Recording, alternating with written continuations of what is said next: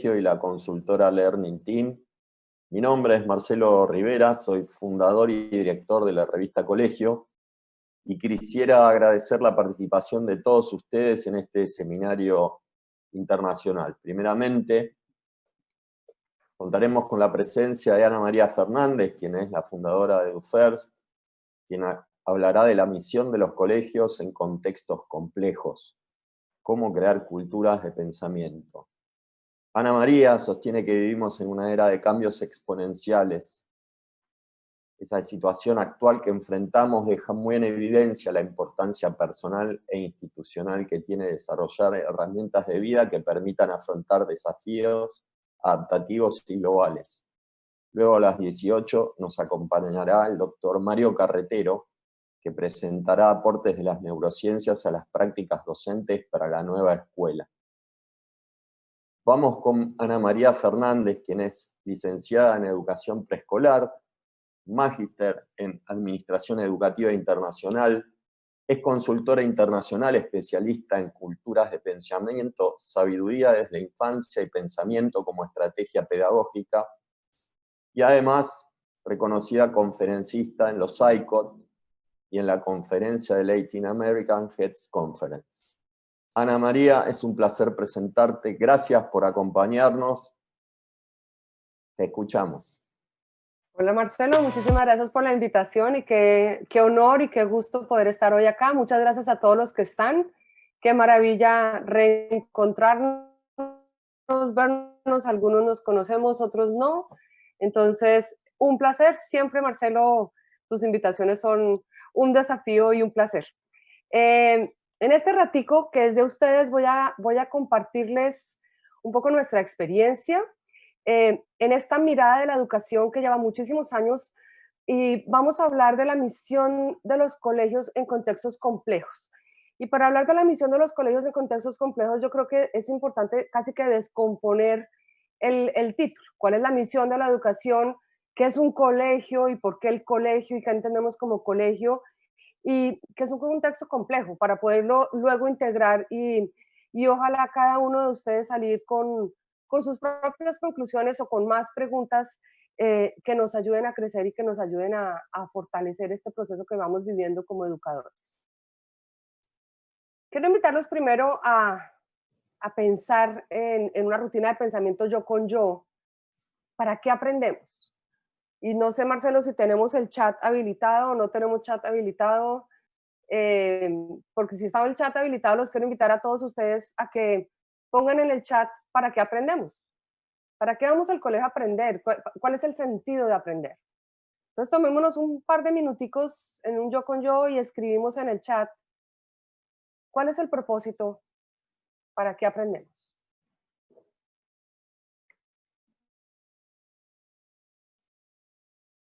Vamos viendo a ver si va saliendo algo en el chat.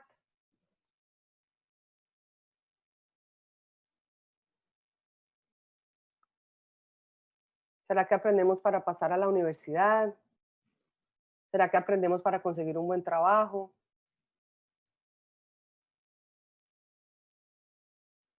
Bueno. Entonces, cuando hacemos esta pregunta, es bien interesante que nos contestan, depende el estudiante, el nivel del estudiante, o si es docente o si es padre de familia. Estamos muy orientados hacia aprendemos para que nos vaya bien el trabajo, aprendemos para que los estudiantes pasen en la universidad, aprendemos para pasar el curso, eh, y realmente el para qué aprendemos trasciende el trabajo y trasciende la escolaridad. Ojalá estemos ya enfocados en una misión del para qué aprendemos que trasciende y toque la vida de cada una de las personas que es aprendiz. Y cuando hablamos de aprendiz, estamos hablando de todas las personas, todos somos aprendices. En esta cultura, el docente es aprendiz, el líder es aprendiz, el estudiante es aprendiz, los padres de familia también, y más aún en un contexto complejo, y lo pongo entre comillas porque vamos a hablar de eso, donde hay cambios que nos obligan a adaptarnos, entonces al adaptarnos nos tenemos que estar reconstruyendo y aprendiendo. Entonces, este aprendizaje debería tener una mirada de herramienta de vida que no sea aprendo para el examen, porque está en el libro. Le preguntan mucho a los estudiantes, nosotros viajamos mucho a los colegios y les preguntamos a los estudiantes y literalmente nos contestan porque está en el libro. ¿Por qué estás dando eso? Porque está en el libro, porque está en el texto, porque el profesor o la profesora me dijo, porque me lo van a preguntar en la universidad. Cuando yo sea grande me va a servir. Y este tipo de respuestas y las investigaciones que han mirado los patrones de pensamiento y que han mirado cómo funcionamos, nos dicen que tenemos unos paradigmas y tenemos unos patrones y en términos generales tenemos la tendencia a tener un pensamiento lineal, a simplificar las cosas, eh, a no cuestionar, sino recibir y aceptar, y especialmente recibir y aceptar si está sesgado a lo que yo comparto, a lo que yo ya creo, a lo que yo ya sé. Entonces, buscamos los noticieros que se acomoden a mi forma de pensar, buscamos los amigos que se parecen a mí, buscamos hablar de los temas que yo conozco.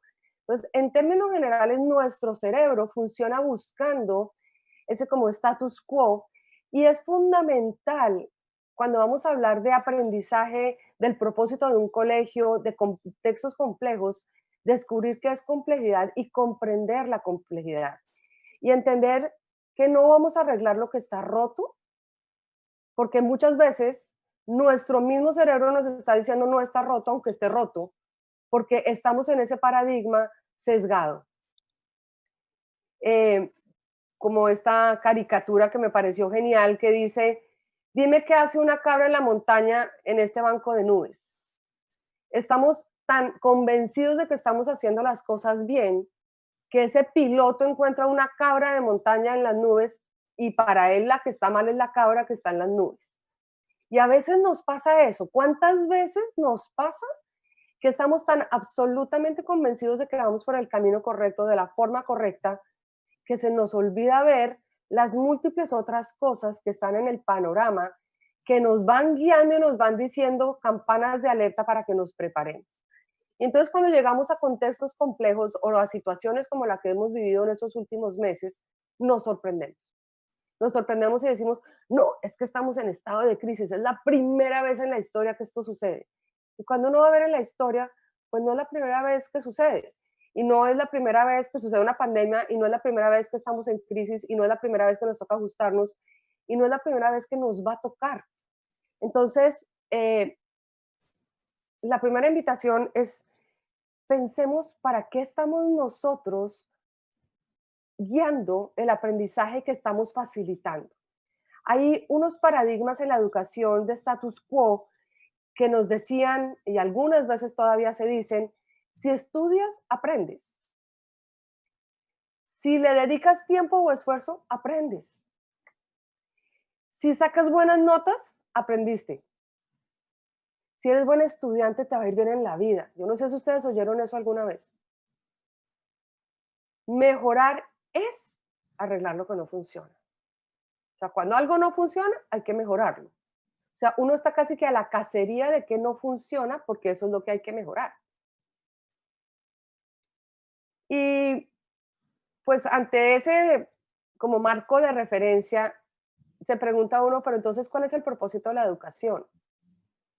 Si esas son las respuestas que estamos escuchando, si eso es como la conversación social que uno escucha dentro y fuera del colegio, ¿cuál es el propósito de la educación? ¿Cuál es ese residual que queremos dejar cuando los estudiantes hayan ya pasado por el colegio o la universidad, en cualquiera de los niveles? ¿Qué estamos esperando que tengan? Y Gilberto Pinzón, que es mi esposo y con quien trabajo hace muchos años, dice, el propósito de la educación es lograr el aprendizaje que transforme con sentido el cerebro, la mente, la persona, el espíritu, yo le pongo, y la sociedad. Es que la educación toca el cerebro de cada una de las personas. Y qué rico que ahora ustedes van a escuchar una charla sobre neurociencia, porque la neurociencia y la neurociencia de la educación son ciencias que sí o sí tienen que estar presentes en el ámbito escolar, en el saber de un docente, en el saber de un líder educativo, porque la educación es aprendizaje y el aprendizaje es un mecanismo de cambio molecular que genera una memoria a largo plazo, pero viene desde la sinapsis. Y no voy a hablar yo de neurociencia, pero sí me parece fundamental que todo este principio de cuál es el propósito de un colegio, en el contexto que sea, tiene que estar ligado a la neurociencia, porque trabajamos con el cerebro de nuestros estudiantes, de los padres de familia, de los educadores y con nuestro cerebro también, que está aprendiendo permanentemente. Y entonces, si yo estoy transformando ese cerebro y es parte del propósito de la educación, para poderlo transformar necesito generar contextos con aprendizaje significativo. Y no voy a entrar hoy, tenemos 40 minuticos, a hablar de aprendizaje significativo. Se está hablando mucho hoy en el mundo de aprendizaje significativo. Hay varias conferencias que hemos dado desde EduFirst, y muchos otros autores están hablando de aprendizaje significativo. Entonces, si yo quiero realmente llegarle al cerebro, ya sea mío o ya sea del otro, y cuando le estoy llegando al cerebro del otro hay tres dedos que me señalan a mí, yo sé que igual estoy generando una experiencia mía y yo también me estoy transformando. Ese aprendizaje debe ser significativo, quiere decir que debe generar un impacto, que debe conectarse, que debe tener un añadir valor, que mi cerebro perciba que esto de alguna manera me añade valor. Porque significativo no quiere decir divertido. Y eso es importante aclararlo. A veces confundimos con significativo con que sea divertido. Pues ojalá sea divertido, pero no por ser divertido es significativo. Y que sea un aprendizaje significativo, sí o sí requiere que tanto la educación como los agentes que están en ese sistema educativo sean empáticos. Porque si yo no soy empático en entender el aprendiz que tengo al frente, y si no soy empático conmigo mismo en comprender yo cómo entiendo, yo cómo aprendo, a mí qué me gusta, de qué manera me queda más fácil o de qué manera se le facilita al aprendiz que tengo al frente, si yo no tengo esa empatía de entender cómo están sus emociones, cómo está su situación actual, cómo está su contexto, pues no puedo generar un aprendizaje significativo, no puedo generar un contexto significativo y no puedo intervenir en el contexto, sea complejo o no complejo, y vamos a hablar de esa complejidad, de manera asertiva.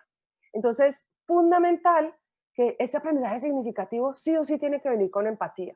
Entonces, es otro término que tenemos que construir y ver muy bien si yo colegio como organización, y yo agente dentro de un colegio, ya sea educador, líder, estudiante o el que sea, padre de familia, si yo estoy haciendo parte de esta organización con asertividad, con empatía y construyendo significado para todos los agentes que hacen parte. Porque cuando el aprendizaje es significativo y el cerebro logra conectarse y generarse esas sinapsis, lo va a ir asimilando. En la medida que lo va asimilando, lo revisita de múltiples formas, de múltiples maneras que sean significativas y que tengan un propósito, lo va a ir consolidando y lo va a ir pudiendo transferir. Y hay diferentes tipos de transferencia y eso también es otro tremendo tema que podríamos hablar horas sobre la transferencia. Y hay transferencia inmediata y hay transferencia que está más diferida, que se va en el tiempo. Y esa transferencia implica de alguna manera ajustarse. Y esa transferencia implica que si es diferida, pues yo me tengo que ir adaptando. Entonces, lo que aprendo lo puedo transferir a los diferentes contextos. Y en un mundo en el que tenemos estos cambios exponenciales permanentemente, en un mundo que nos sorprende diariamente con algo, pues necesitamos que lo que aprendemos realmente lo interioricemos para poderlo transferir y diferir y adaptar según el contexto que se nos presenta. Entonces, si el colegio como organización promueve aprendizaje y estamos diciendo que ese aprendizaje debe interiorizarse para poderse transferir, ¿cuál es la misión de un colegio? O sea, la misión del colegio trasciende un currículo. La misión del colegio ya entra a ser parte de la vida de los individuos que viven en esa comunidad. Entra a, a tener una relevancia en cómo ese individuo vive con equilibrio, a tener relevancia en cómo ese individuo vive con propósito y sentido, porque va a estar adquiriendo las herramientas de vida que va a transferir en cualquier contexto, dentro o fuera del colegio, durante el colegio o después del colegio. Entonces, es una misión del colegio donde para nosotros hoy la mirada es que tengo que dar herramientas de vida, que tengo, no que dar, facilitar la construcción de herramientas de vida que le permitan al individuo vivir ese equilibrio, cualquiera que sea el equilibrio para esa persona, con un propósito, cualquiera que sea el propósito que encuentre esa persona, que cada cual trae su propósito, pero que lo pueda encontrar y que sepa que lo puede encontrar. Y que pueda vivir añadiendo valor, siendo un individuo útil a la sociedad, pero también útil a sí mismo, que añada valor con sus acciones. Para nosotros eso es una vida sabia, eso es una vida que aporta. Entonces, digamos que en este inicio de cuál es la misión, diríamos, o les diría yo, eh, que la misión del colegio es esa, lograr facilitar aprendizajes para esa vida equilibrada con sentido y sabiduría, donde haya unas herramientas que, que puedan transferirse a cualquier contexto. Y la pregunta aquí que yo les hago es a cada uno, porque siempre trato de invitarlos a ustedes a reflexionar y a mí misma cuando estoy hablando, ¿dónde estoy yo en este proceso? ¿Dónde estoy yo como facilitador de aprendizajes? ¿Dónde estoy yo como líder de una organización educativa? ¿Dónde estoy yo como padre de familia que hace parte de una comunidad escolar? ¿Dónde estoy yo como estudiante? ¿Qué tan empoderado estoy yo como estudiante en este proceso de aprendizaje? ¿Será que esto es solamente responsabilidad de mis profesores? ¿Y los profesores, será que eso es solamente responsabilidad mía? ¿Dónde estoy yo en esta facilitación de este proceso? Y aquí es cuando viene el término de contexto complejo, porque, no sé, se devolvió, perdón. En esta mirada de contexto complejo, creo que si algo hemos aprendido en estos días es que esta complejidad es simplemente un espejo que nos deja ver qué tan bien preparados estábamos, dónde estábamos. Es un espejo que nos ha dejado ver como organización y como personas qué tan resilientes somos, qué tan organizada estaba la organización, qué tan claros teníamos nuestros objetivos. Eh, las organizaciones que ya habían empezado hace rato esos procesos de transformación y de cultura pensante dentro de la organización, son organizaciones que hoy están diciendo que esta pandemia no les dio tan duro. A todos nos dio duro, a todo el mundo de alguna manera lo afectó, no podemos decir que no. Pero hay organizaciones que llegaron y se prepararon mucho más rápido y han podido responder con mucha mayor facilidad que otras, que han, tenido, que han sufrido más estrés, que han sufrido más, pues más complejidad. Y la complejidad entonces en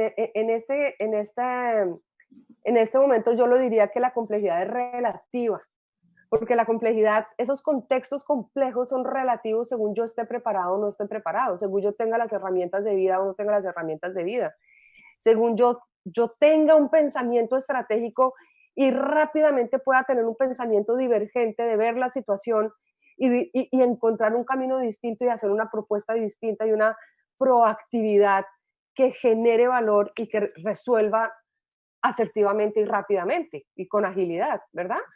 Entonces, esos contextos complejos nos invitan a mirarnos al espejo para reflexionar, para aprender. Una gran misión que tenemos hoy los colegios y cualquier organización es estar reflexionando para aprender, mirándose al espejo. Esta situación o cualquiera que sea la situación, el contexto que estoy viviendo, ¿qué me está diciendo? Porque si yo tengo si la situación, si el contexto me está obligando a hacer un cambio, pues que ese pescadito no se caiga en la mitad y muera en el intento. Deberíamos salir fortalecidos, deberíamos estar con las herramientas suficientes y necesarias para poder dar el brinco y salir avirosos y fortalecidos. Y, y es un momento en el que la crisis es sinónimo de oportunidad y uno lo oye mucho. pero también oigo mucho y ha sido bastante interesante y hasta divertido con amigos y con colegas, donde hay momentos de estrés que hay gente que ha dicho, a mí no me vengan a decir que la crisis es una oportunidad, es un horror, en fin, todo lo que me está pasando. Pero hay otros que dicen, no, para mí ha sido una fortaleza, ha sido fascinante lo que ha salido del equipo, ha sido increíble lo que han dicho los estudiantes, cómo se han adaptado, lo bien que... Entonces, ¿dónde estamos? Estamos ya reflexionando para aprender, hemos salido fortalecidos, estamos seguros que vamos a caer muy bien en la otra pecera o vamos a morir en el intento de este cambio complejo que estamos viviendo. Y aquí yo traigo una analogía o de pronto la definición de un término que es el ecosistema. Y viene obviamente de la naturaleza. Y en uno de los parques naturales aquí en Estados Unidos se estaban acabando los lobos y había demasiados mamíferos herbívoros por ahí andando y decidieron traer lobos para que controlaran y porque se estaban acabando los lobos. Y cuando volvieron a ver qué ha pasado con la traída de los lobos, oh sorpresa, que encontraron que el río había cambiado el curso. Algo que nadie, ningún científico ni nadie se esperaba, que el río cambiara el curso. Y cuando se ponen a hacer el análisis de por qué cambió el curso el río, bueno, pues cambió el curso el río porque dejaron de haber animales herbívoros que se estaban comiendo las maticas, entonces empezaron a crecer las maticas y las maticas crecieron y se fueron tomando el río y cambiaron el curso del río. Entonces, eso es un ecosistema, es una respuesta de seres vivos y no vivos con el entorno que interactúan permanentemente y se impactan unos a los otros, generando un sistema dinámico donde hay una sinergia, donde todos los elementos se afectan de alguna manera. Y cuando nosotros miramos eso de la naturaleza, miramos un ecosistema y lo pasamos al concepto ya de aprendizaje y de ser humano, es bien curioso que encontramos que la complejidad es dada por sistemas y por los ecosistemas en donde están esos sistemas, ¿verdad? La educación es un sistema. Cada estudiante es un sistema. Los padres de familia, la familia es un sistema. Cada salón es un sistema que conviven en un ecosistema.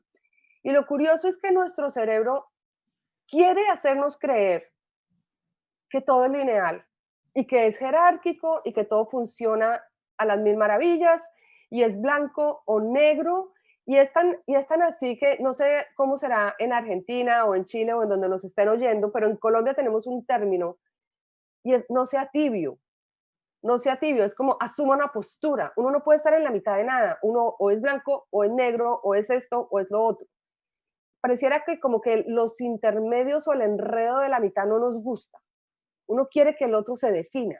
¿Es o no es? Y la verdad es que pues no funciona así. Es muchísimo más complejo que ser lineal. Hay todo un revuelto de relaciones y de esas relaciones y de esos sistemas hay múltiples sistemas en el ecosistema que interactúan y generan la complejidad. Y lo más bonito de esto, porque a mí me parece fascinante y es bonito, así estemos en crisis a veces, lo más lindo es que la complejidad está dada por el número de personas que hagan parte.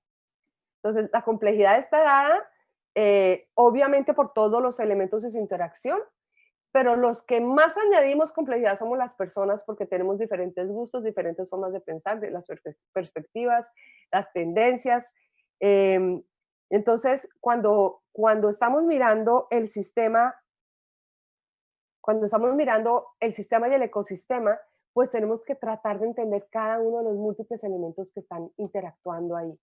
Y en el ecosistema del aprendizaje está la red de esas personas con los recursos que tengamos en su momento, con los procesos, con las creencias, con las tecnologías que tengamos, de adentro y de afuera, con la organización que hemos construido, con los principios, casi que las filosofías y las tradiciones y los hábitos que tenemos dentro de la cultura que hemos construido. Y todo eso genera ese ecosistema de aprendizaje y esa comunidad de aprendizaje que, bueno, ya ustedes han oído hablar de eso porque aquí, de hecho, Marcelo tuvo un congreso fantástico sobre comunidades de aprendizaje y creo que pueden revisitar esos videos hubo cosas muy, muy interesantes que se hablaron ahí. Entonces, fundamental que si estamos hablando de cuál es la misión de un colegio en contextos complejos, pues lo primero es entender que no estamos viviendo por primera vez un contexto complejo. El contexto siempre ha sido complejo, siempre ha sido complejo. De pronto hoy entraron unos elementos que son la virtualidad, de pronto hoy entraron unos elementos que es adaptarnos a unas tecnologías, pero la complejidad siempre ha estado, el ecosistema siempre ha estado. Y parte de la misión de los colegios es aprender a ver el ecosistema, es aprender a ver la complejidad de los elementos y de sus interacciones. Y me encanta estas herramientas que usamos muchísimo en nuestros colegios y promovemos mucho en los colegios, son herramientas para aprender a pensar con pensamiento de sistemas.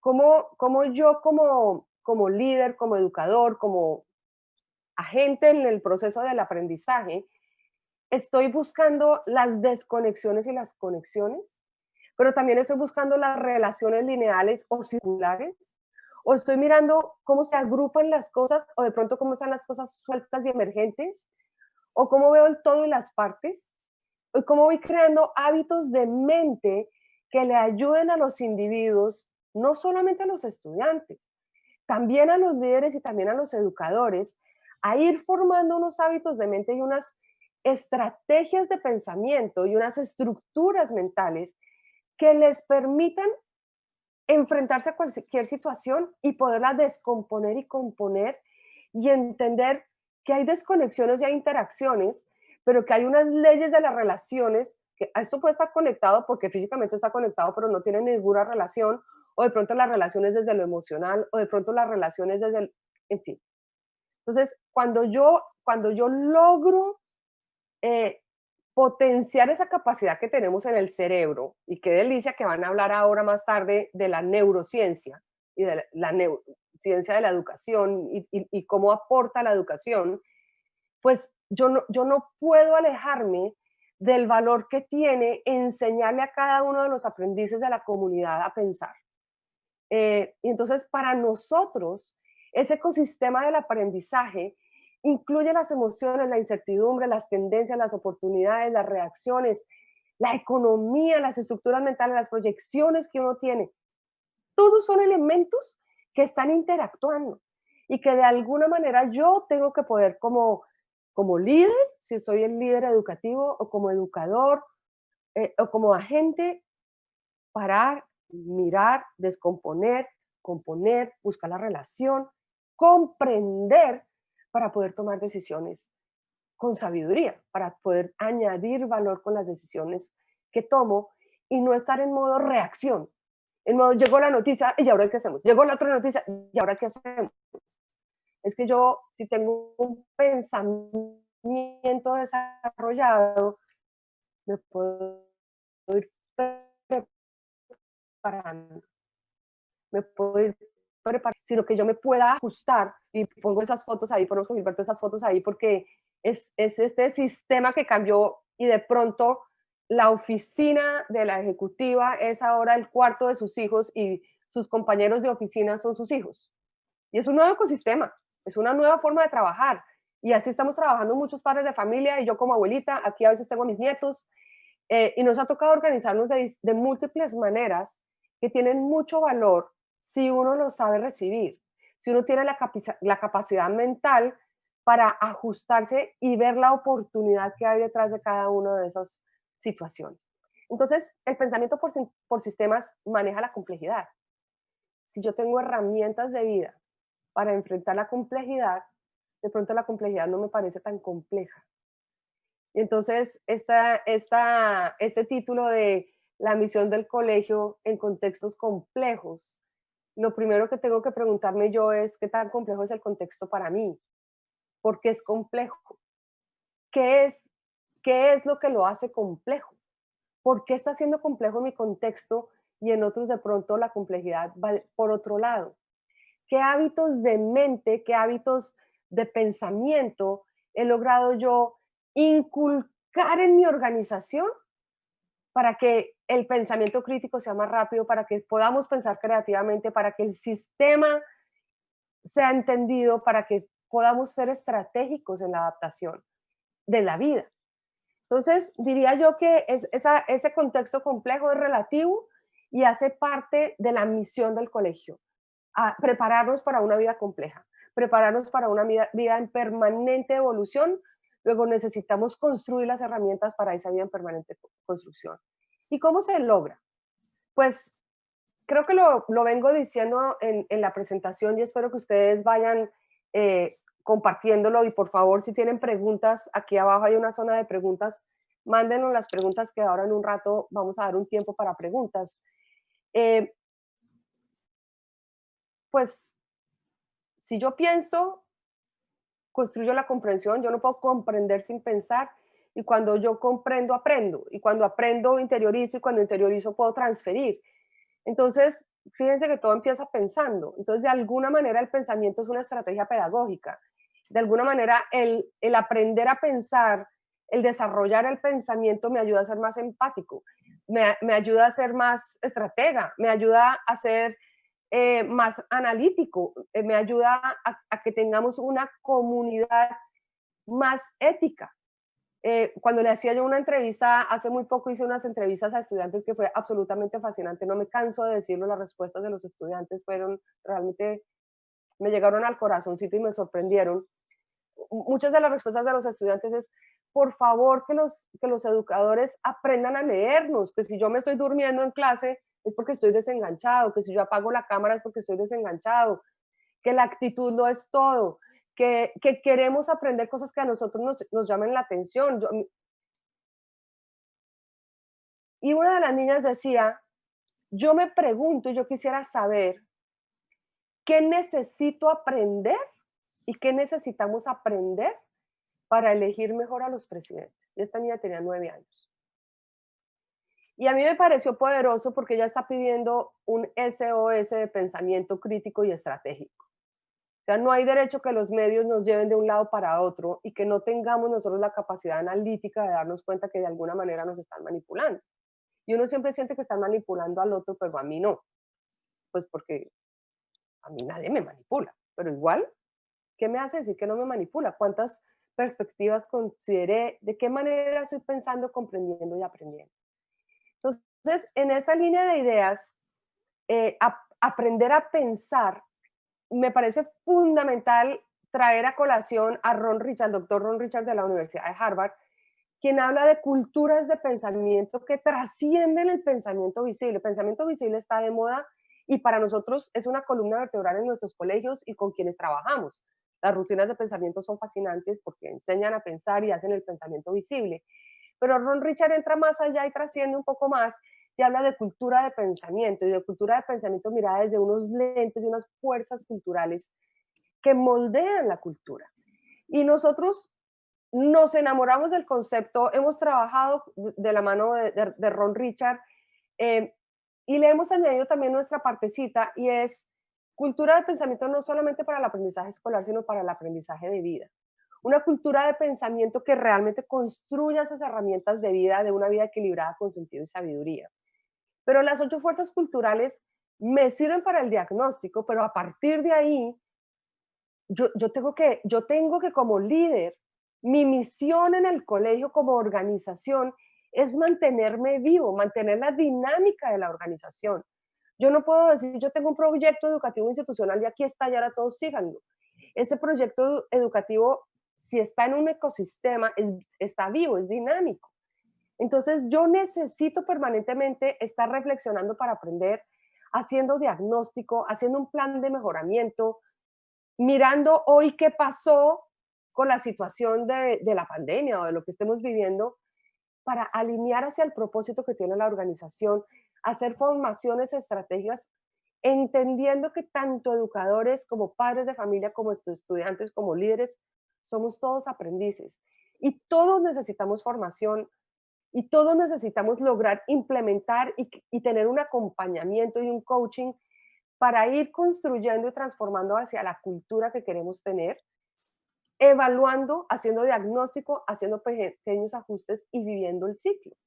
Entonces, ¿cuál es la misión del colegio en un contexto complejo?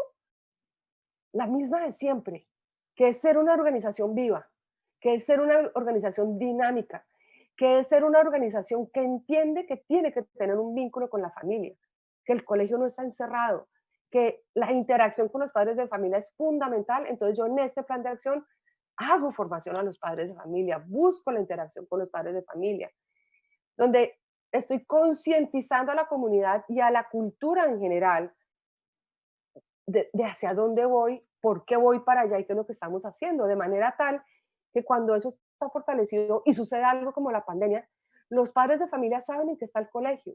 Los padres de familia comprenden por qué hacemos las clases como hacemos y ya tienen confianza.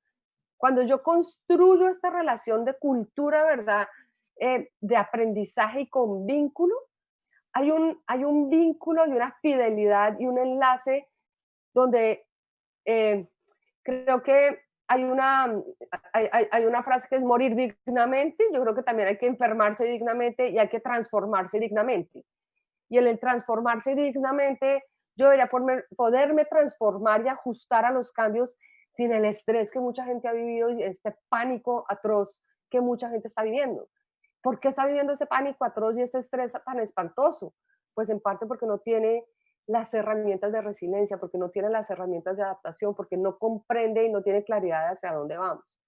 Entonces, entre más claro sea el colegio, entre más estructurado sea el colegio, le facilita el proceso de transformación a su comunidad y obviamente facilita la construcción de la cultura que se pretende generar.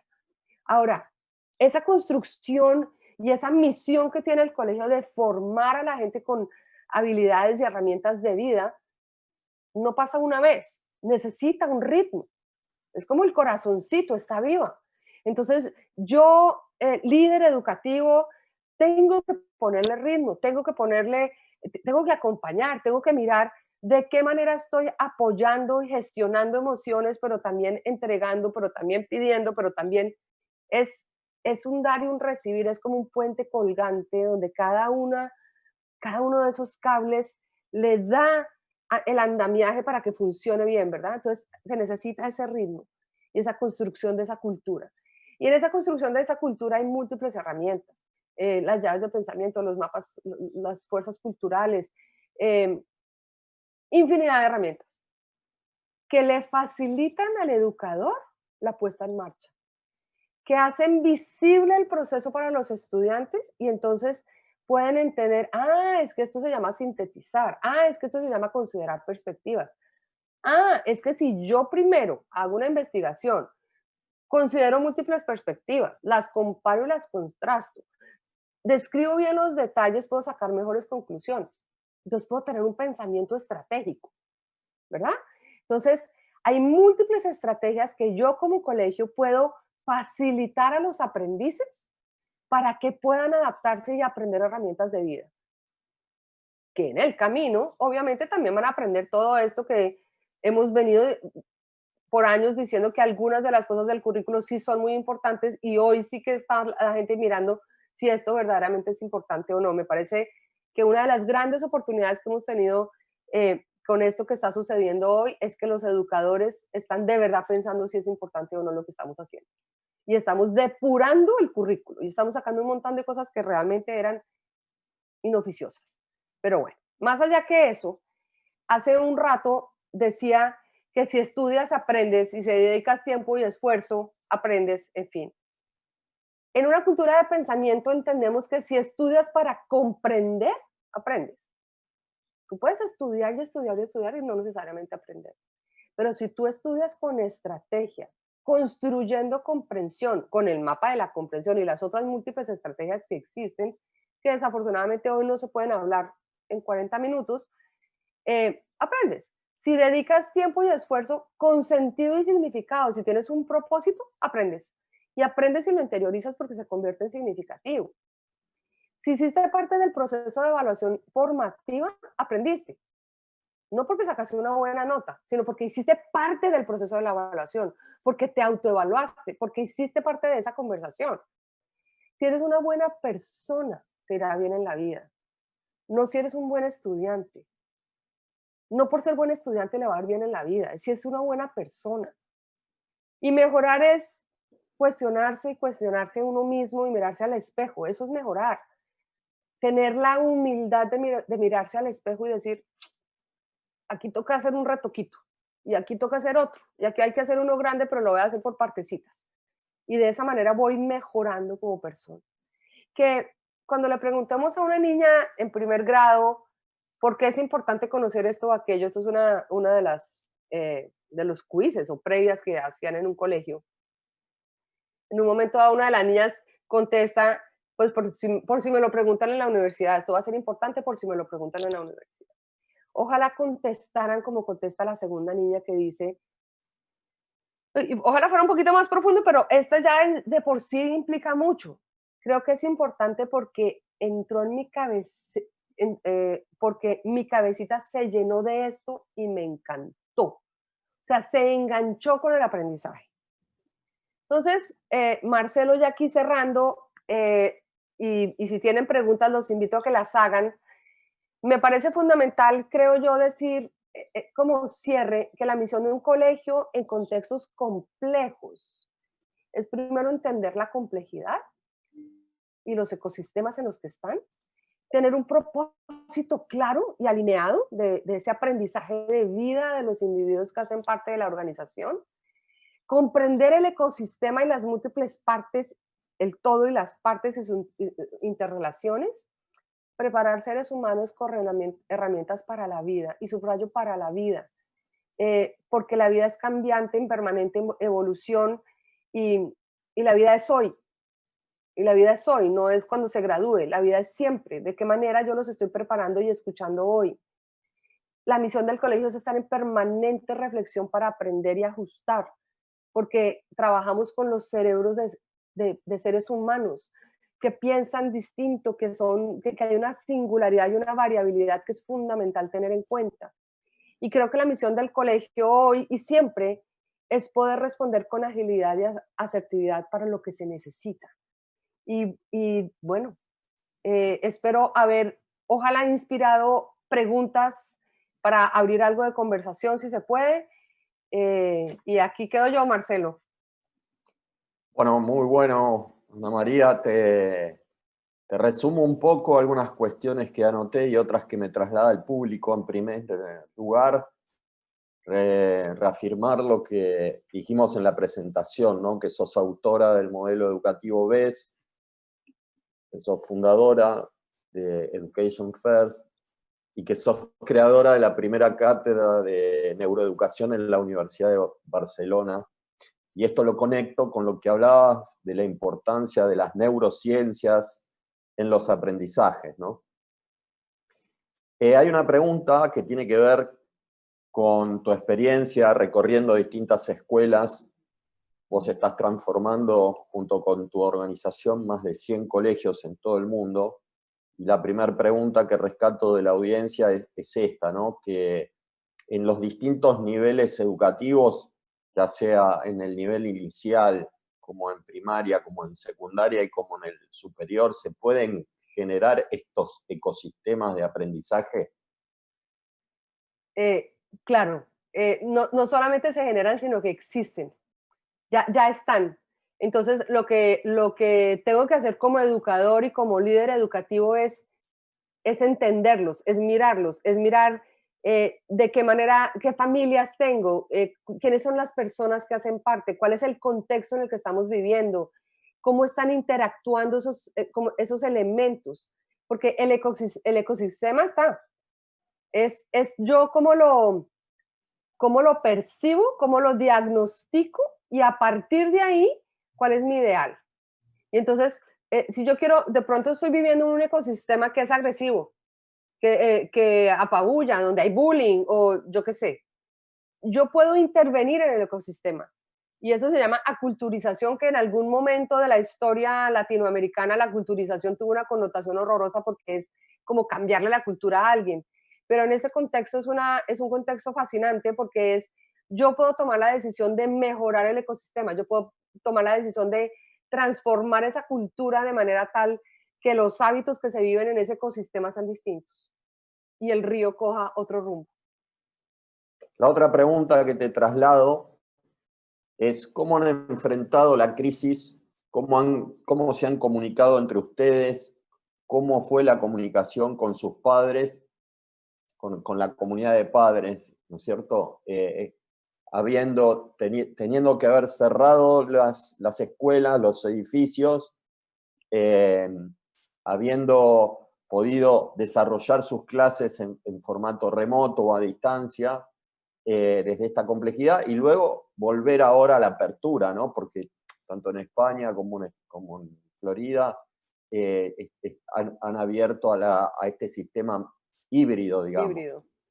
Sí, bueno, tuvimos la ventaja de habernos preparado para el cierre como con anticipación, porque vimos lo que primero estaba pasando en Chile con los conflictos políticos y también lo que estaba pasando en China, y rápidamente el equipo de líderes nuestro dijo, bueno, ¿y esto por qué no nos va a pasar a nosotros? O sea, en cualquier momento nos podría pasar hoy o en 5 años. Preparémonos. Entonces hicimos un plan de contención, un plan de cierre en caso dado que algún día nos tocara cerrar. Eso fue muy importante. ¿Cómo nos comunicamos con los padres de familia? Nosotros decidimos como equipo de líderes que era fundamental en un momento donde iba a haber un cierre y demás, que la comunicación fuera clara, muy clara, que hubiera una línea de comunicación, que hubiera un sitio central de comunicación. De hecho, se creó una página web. Que en un momento donde había incertidumbre, era fundamental darle apoyo a los educadores, también apoyo a las familias y apoyo a los estudiantes. Entender que nuestra labor era rápidamente de tratar de tener todo bajo el mejor posible control, que nosotros no fuéramos causantes de estrés. O sea, que lo que estuviera en nuestras manos fuera lo más claro posible para la gente que está con nosotros, dándoles seguridad tanto emocional como física si podíamos. Por eso decidimos cerrar antes de que cerraran los colegios de la zona. Nosotros dijimos, vamos a cerrar. Todavía no había dicho el gobierno que tocaba cerrar. Entonces, una comunicación muy clara, Marcelo. Teníamos muy claro que para nosotros es primero la seguridad de nuestra gente, la seguridad emocional y física. Entonces, no había duda en las decisiones que estábamos tomando porque éticamente sabíamos que era lo que queríamos. No fue fácil, obviamente que no ha sido fácil. Luego un plan de reapertura, de hecho hemos hecho muchos webinars, hemos compartido con muchísimos colegios todo el plan de reapertura. Eh, hicimos encuestas a los padres de familia cada 15 días, porque es que este era un cambio grande. Y nosotros creemos que lo estamos haciendo bien, pero acuérdense que uno en el péndulo siempre está convencido que uno lo está haciendo bien. Preguntémosle a los demás, preguntémosle a los estudiantes y preguntémosle a los papás y preguntémosle a los profesores. Y entonces en ese preguntar hicimos muchos ajustes que nos fueron diciendo retroalimentación, y se fue ajustando de manera tal que fuera la mejor versión posible. Y luego entender que no todo el mundo podía volver, uno, porque los gobiernos no nos dieron la capacidad completa, estamos a mitad de capacidad, que eso es todo un desafío para un colegio. Creo que todos los que me están oyendo me comprenden cuando un colegio tiene un cierto número de estudiantes y ahora le dicen que solamente pueden ir la mitad, hay todo un impacto. Entonces, nosotros continuamos con las clases híbridas. Hay un grupo de estudiantes que está virtual y hay un grupo de estudiantes que está presencial. Ha habido muchísima formación a los profesores y creo que te diría que fundamental la comunicación clara, los principios claros no negociables, eh, y de ahí reflexionar para aprender y ajustar. Y se fueron haciendo pequeños ajustes que hasta ahora nos ha ido bien. No digo, wow, aquí cantamos victoria, aquí no pasó nada, no. Obviamente que ha sido una crisis fuerte mundialmente.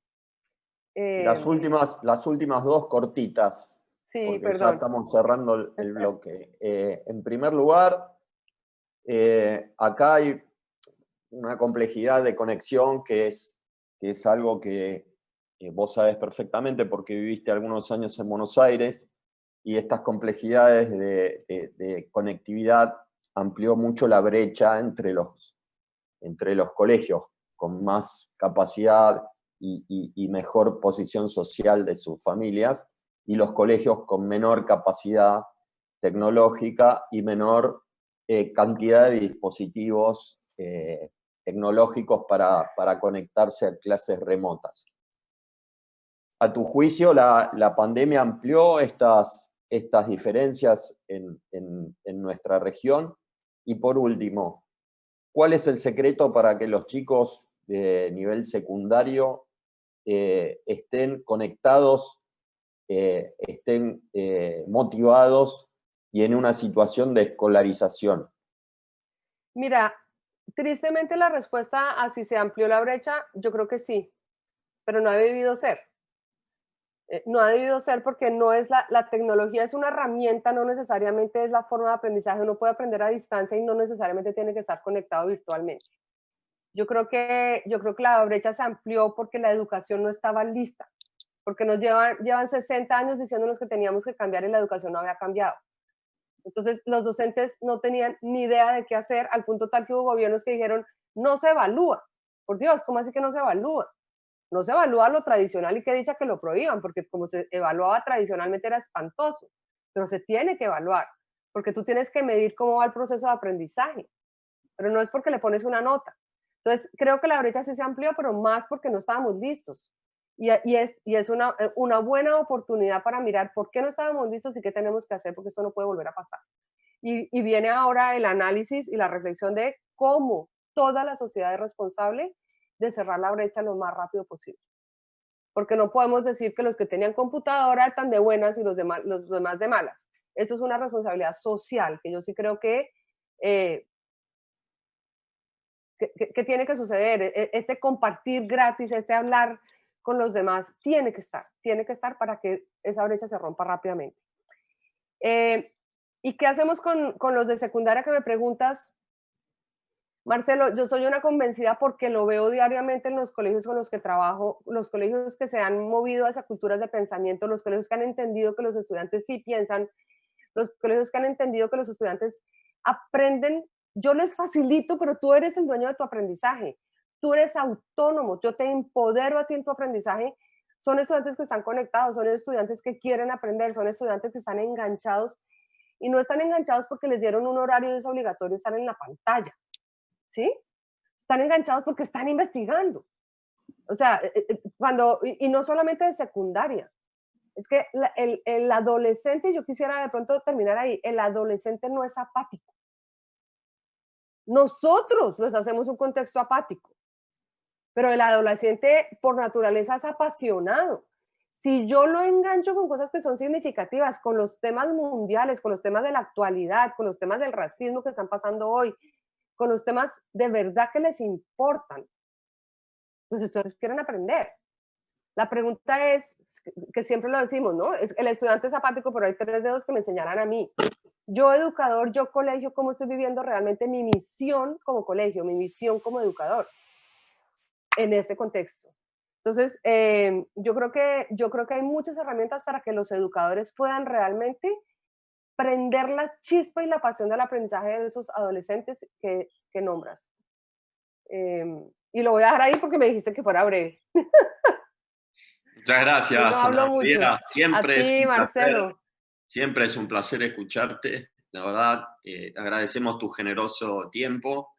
Y bueno, los invitamos a los interesados a que puedan hacer la capacitación BES que empieza en los próximos días. Decime cortito, ¿cuándo hacen el próximo BES? Ay, Marcelo, me agarraste fría. Creo que el 30 de septiembre empieza un BES abierto, que es cultura de pensamiento y cómo empezar el poder de hacer el pensamiento visible y construir ecosistemas de aprendizaje.